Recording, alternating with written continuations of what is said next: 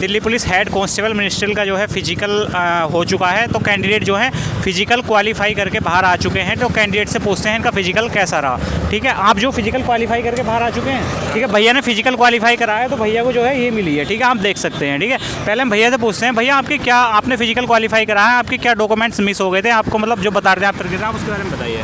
Physical qualify करने के बाद लास्ट स्टेज जो डॉक्यूमेंट वेरिफिकेशन की थी उसके अंदर ओरिजिनल फोटोकॉपीज़ मेरे पास थी, बस उसके साथ ओरिजिनल भी प्रोड्यूस करने थे 10th 12th और कास्ट के। तो वो ओरिजिनल के लिए वापस मेरे को जाके वापस 5 दिन का टाइम दिया है, वो प्रोड्यूस करने है वापस मेरे को लाके। अच्छा, यानी कि आप फोटोकॉपी लाए थे, अब ओरिजिनल आपको सबमिट करने? ओरिजिनल सबमिट करने 10th 12th के और कैटेगरी के। अच्छा, यानी कि आप क्वालिफाई हैं? बिल्कुल।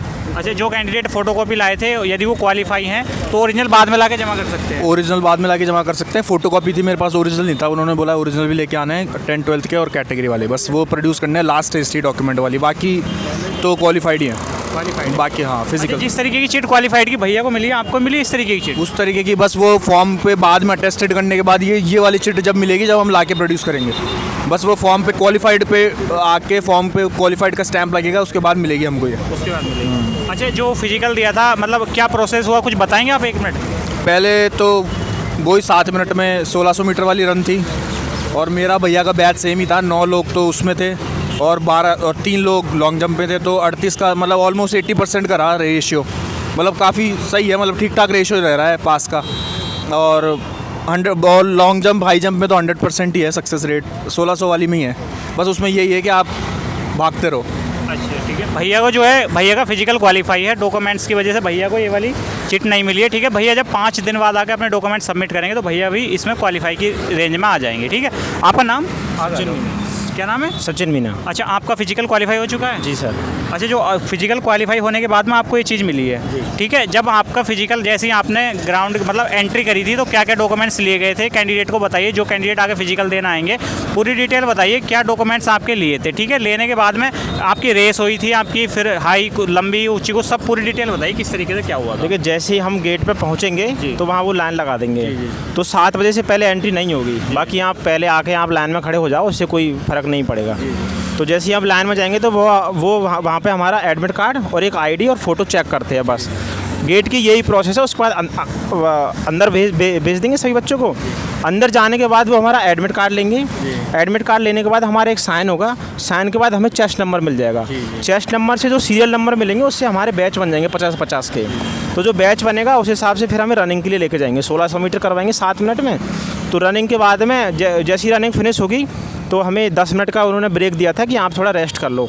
तो 10 मिनट के ब्रेक के बाद में फिर हमें लॉन्ग जंप करवाया था। लॉन्ग जंप के बाद में हमें थोड़ा सा जैसे ही लॉन्ग जंप फिनिश हुआ फिर हमें हाई जंप करवाया उन्होंने।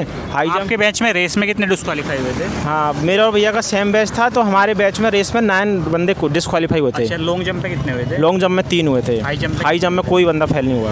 कोई फेल नहीं हुआ। अच्छा, जो आपका ग्राउंड मतलब जो आप घर तैयारी कर रहे थे तो ग्राउंड उस तरीके का ही था, हाई जंप लॉन्ग जंप उस तरीके की थी या कुछ यहाँ चेंजेस था? यहाँ ग्राउंड से हम जहाँ पे मोस्ट ऑफ द मैं ये मान के चल रहा हूँ, मोस्ट ऑफ द लोग जहाँ प्रैक्टिस कर रहे हैं उनसे बेटर ही यहाँ पे कंडीशंस मिल रही हैं। बहुत इवन ग्राउंड है, सेफ ग्राउंड है, अच्छे से खुदा हुआ है और यहाँ के जो स्टाफ हैं वो भी बहुत कोऑपरेट कर रहे हैं और जैसे रिफ्रेश, हाँ बिल्कुल कि यहाँ पे बिल्कुल अच्छे से खुदा हुआ है, सेफ है, इंजरी की कोई चांसेस नहीं है, बहुत ही अच्छा ग्राउंड है। ठीक है, जो लॉन्ग जंप है उसमें बता रहे हैं कि फट्टा लगा रहे हैं, कुछ ऐसा कोई प्रॉब्लम आ रही कैंडिडेट के साथ? कुछ ऐसा नहीं, वाइट मार्किंग हो रखी है, बस उसको क्रॉस नहीं करना, उसको क्रॉस नहीं करना तो फाउल नहीं होगा। और आगे जो बिल्कुल खुदी हुई मिट्टी है, सेफ मिट्टी है, बिल्कुल इंजरी की चांसेस नहीं है, बहुत अच्छे से खुदी हुई है।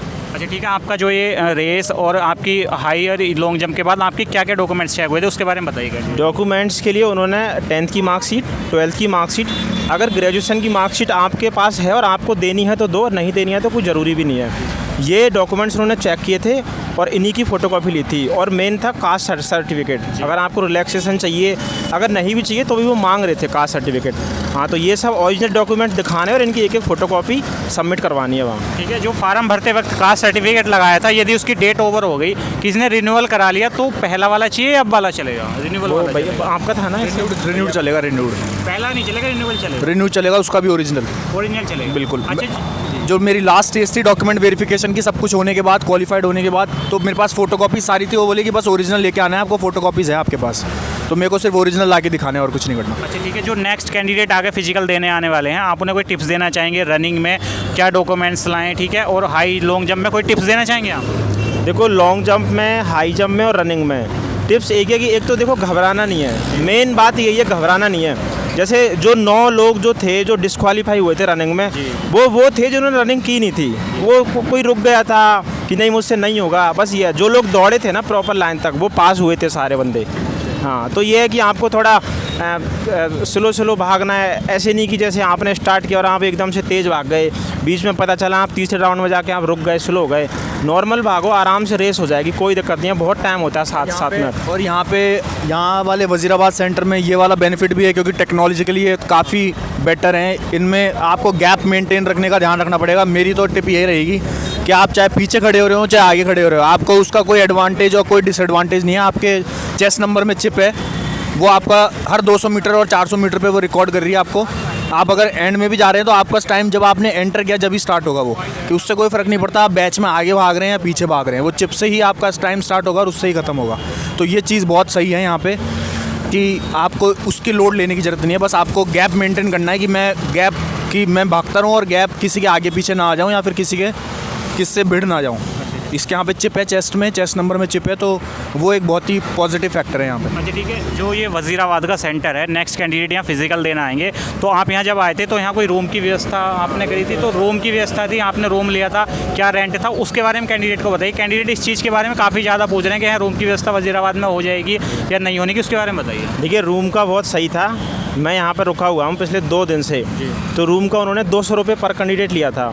खाना भी वो लोग अगर आप उनके पास खाना चाहो तो वो बनाते हैं खाना, 70 रुपये प्लेट उन्होंने खाने का लिया था और बिल्कुल घर की तरह रखा हुआ था उन्होंने। हाँ, जैसे मैं अभी जाऊँगा, मेरा फिजिकल कंप्लीट हो गया तो मेरी ट्रेन शाम को है, तो मैं अभी जाऊँगा, नहाऊँगा धोऊँगा, आराम से बैठूँगा, घर की तरह उन्होंने रखा हुआ है। तो रहने की व्यवस्था यहाँ पे अच्छी है, किसी को भी ऐसे टेंशन करने की ज़रूरत नहीं है कि रहने के लिए कहाँ जाना पड़ेगा, जगह मिलेगी या नहीं मिलेगी।